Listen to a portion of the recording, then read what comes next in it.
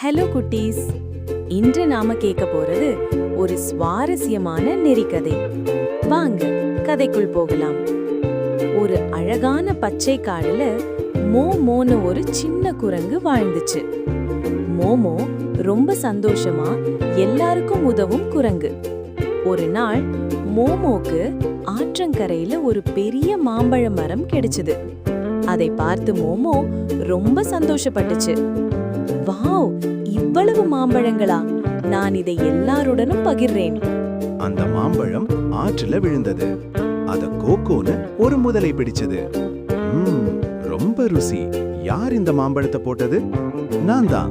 நாம நல்ல நண்பர்களா இருப்போமா? ஆனா கோகோ வீட்ல ஒரு பிரச்சனை காத்திருந்தது. அந்த குரங்கு தினமும் இனிப்பு பழம் சாப்பிடுது.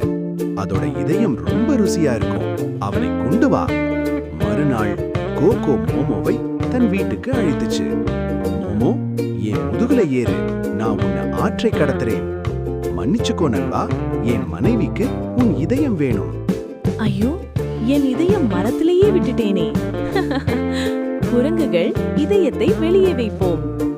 இதை கேட்ட கோகோ ரொம்ப நம்பிட்டுச்சு. அப்போ சீக்கிரம் திரும்ப போகலாம். மரத்துக்கு வந்ததும், கோகோ, பேராசை நட்பை அழிக்கும், நேர்மையாயிரு.